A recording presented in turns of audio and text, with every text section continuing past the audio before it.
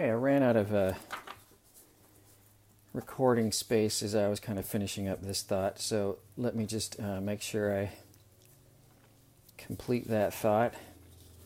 And the thought being perspective drawing and thinking about one point perspective with things are on a back wall, a wall that we're facing.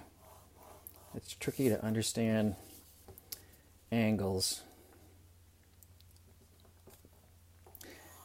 So we're talking about frames, but this applies to anything that's box-like in nature, that's sitting on a wall, or like a TV that's someplace. Helpful to understand this idea. I will just say that the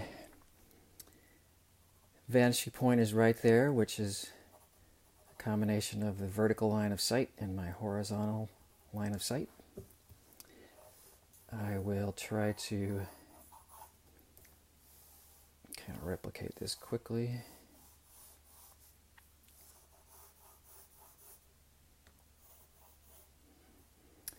This is what our walls would be doing, going in the other direction. That's not really lined up with you, is it? Let's see. Are you even a camera? Okay.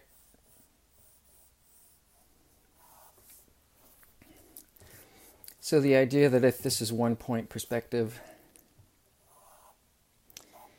and that things are receding in space towards this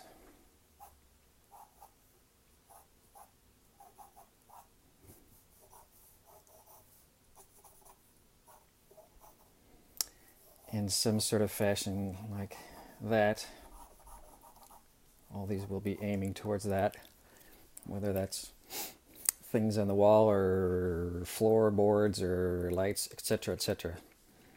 But if I'm thinking about box-like objects and thinking about the outline of where it would be up against the wall, I'll do a couple different scenarios here. This one all the way above the, let me go ahead and sketch that part, the horizon line, and the vertical line of sight.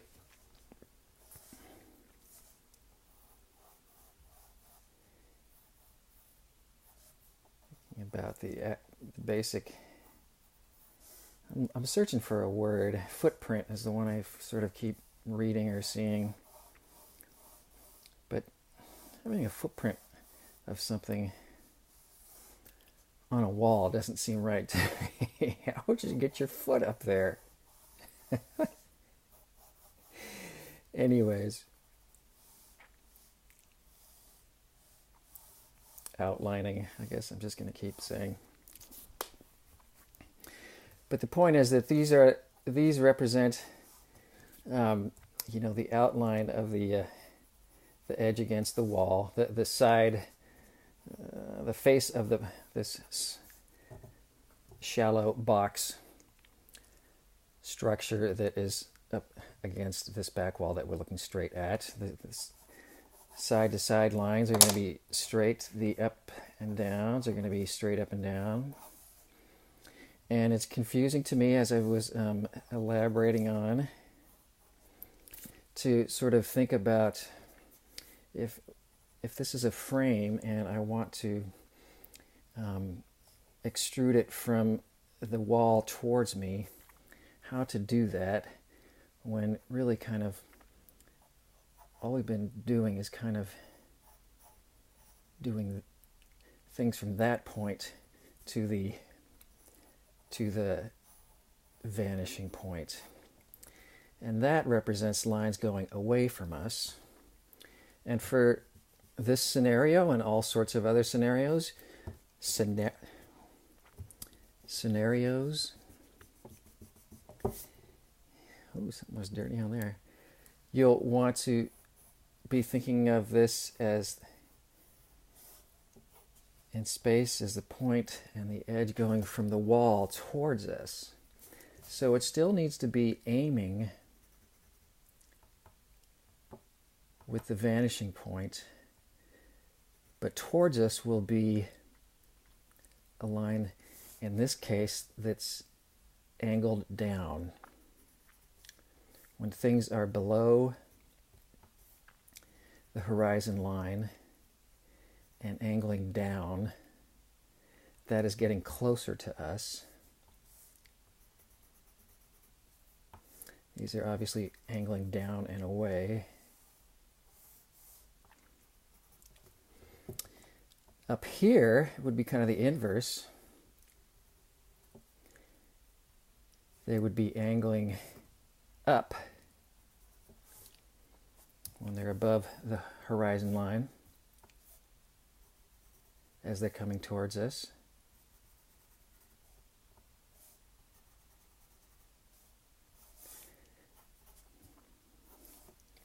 When I talk about doing cutaways for like window shapes, it will be the inverse of that. So hold your breath for that. That'll be exciting, I hope.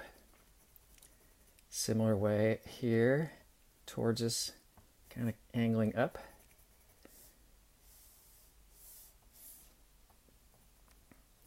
This one towards us, angling down.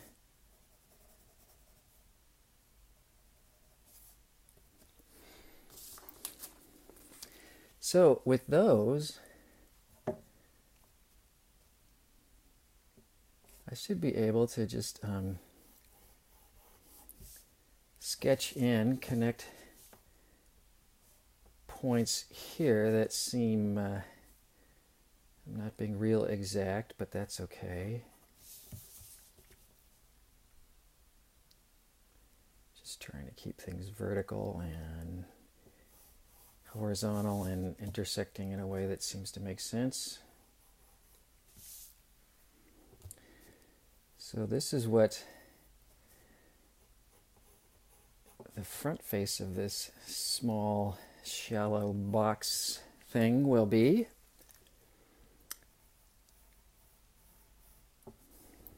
Forego the straight edge again.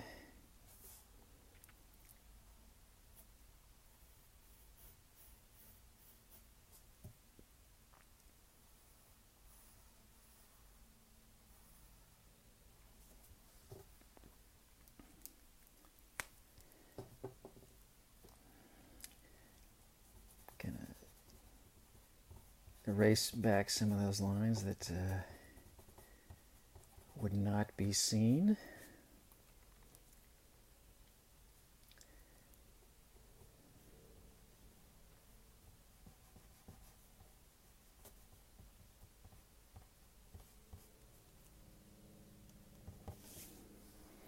So that's what I want to be thinking about when I'm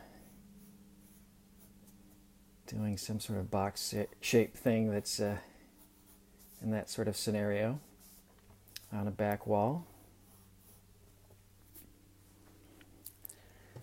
This one that's doing both, I think I'll do that.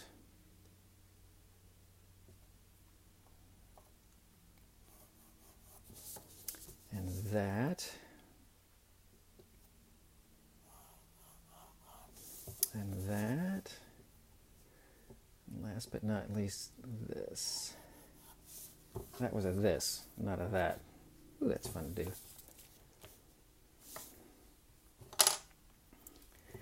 So I'm going to erase some of the stuff in this that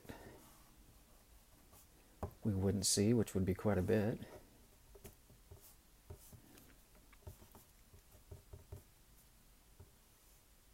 Try to clean this guy up. Made a bit of a mess with him.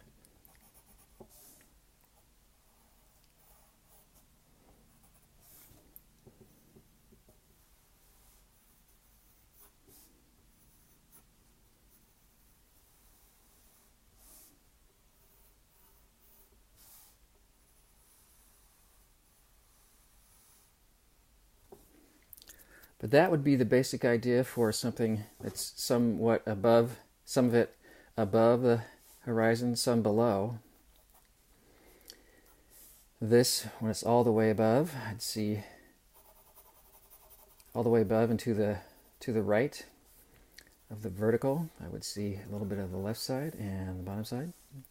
When it's all the way below and to the right,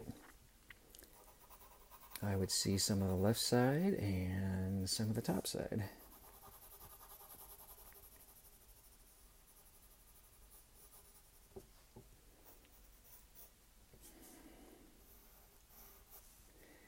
There would be some shadow down here, probably, but I'm not really talking about that right now.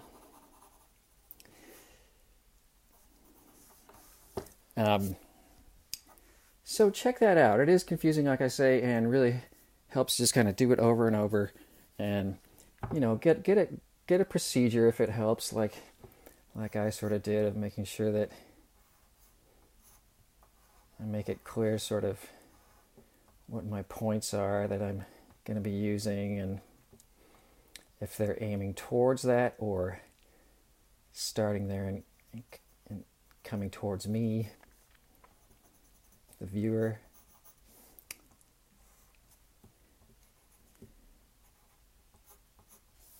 And the different scenarios for that aspect of perspective drawing.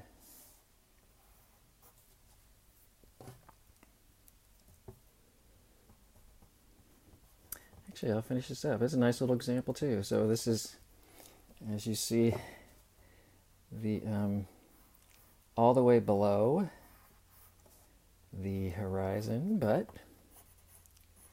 some of it to the left of the vertical and some to the right of the vertical.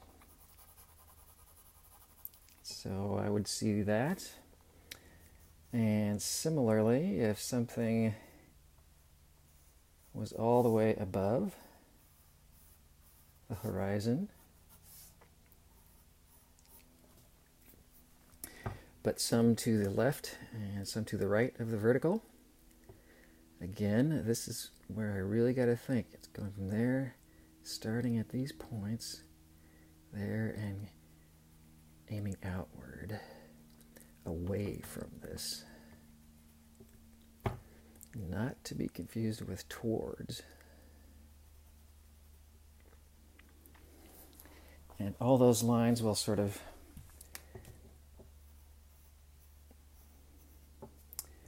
be confusing at first.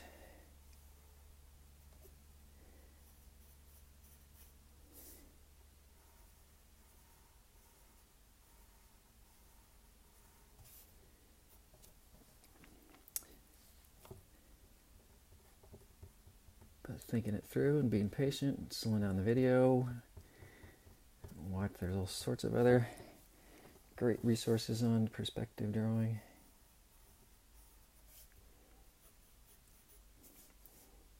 It will continue to sink in.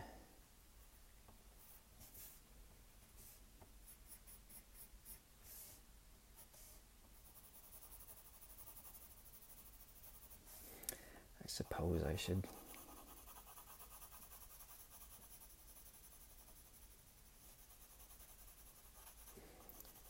at least darken this guy a bit.